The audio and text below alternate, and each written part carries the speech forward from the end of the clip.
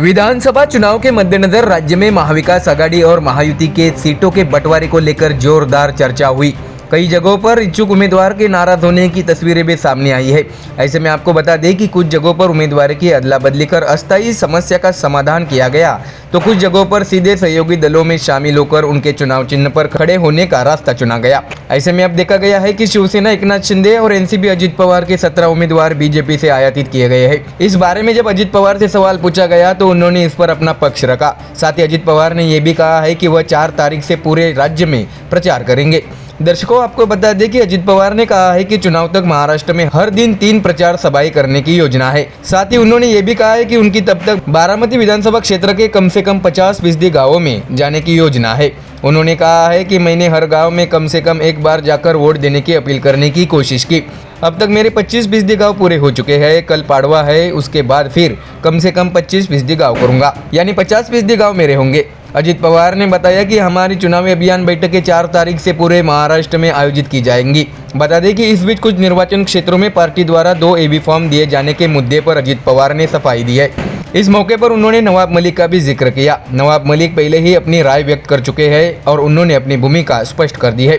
अजित पवार ने बताया कि ये भी सच है कि कुछ जगहों पर 2 फॉर्म दिए गए हैं। हम फॉर्म भरने के एक दिन पहले रात 9 बजे से दोपहर 2 बजे तक वर्षा बंगले पर थे। वहां से यह जानकर लेने का प्रयास किया कि 2 बार एबी फॉर्म कहाँ दिया गया है, जहाँ विभिन्न राजनीतिक दलों के लोगों ने एबी फॉर्म दिए बिना ही निर्दलीय के रूप में फॉर्म भर दिया। उन्होंने कहा कि कुछ लोगों ने फॉर्म भरे, लेकिन पार्टी का एबी फॉर्म नहीं मिलने के कारण उनका स्वतंत्र फॉर्म स्वीकार कर लिया गया। अजित पवार ने बताया कि एक बार दिवाली के खत्म होने के बाद हम उन लोगों को बुलाएंगे जो भाई दूज के दिवस से पीछे हटना चाहते हैं, ताकि वे 4 तारीख को समय पर अपना फॉर्म वापस ले सके, ऐसा अजित पवार ने सूचित किया है। तो वही आपको बता दें कि शरद पवार के बयान पर भी अजित पवार ने अपनी प्रतिक्रिया दी है। बता दें कि प्रचार अभियान में भावनात्मक मुद्दों को उठाने के लिए शरद पवार ने अजित पवार की आलोचना की थी। इस पर अजित पवार ने कहा है कि शरद पवार बड़े व्यक्ति है, सम्मानित व्यक्ति है, वो जो कहते हैं वो उनका अधिकार है। चुनाव आयोग ने सब कुछ देखा है। उस समय हमारे पास सबसे ज्यादा प्रतिनिधि थे, तो हमें पार्टी का सिंबल मिल गया।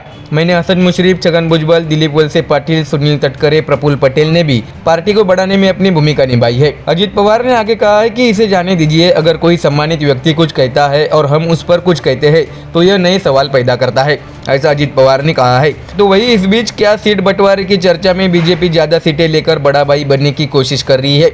इस सवाल का अजित पवार ने जवाब दिया है कि अगर हम तीनों सहमत है तो तुम्हें बुरा मानने की क्या वजह है? हमने गठबंधन बनाया है, गठबंधन के दौरान हम क्या करेंगे ये हम तय करेंगे। हमने उम्मीदवारों का आदान प्रदान किया, जहां हमारे पास अच्छे उम्मीदवार थे लेकिन हमें सीट नहीं मिली तो हमने उन्हें दे दी।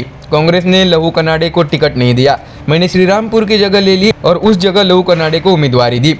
ऐसा सिर्फ आज ही नहीं हो रहा है, ऐसा 2014-2019 के विधानसभा चुनाव में भी हुआ था।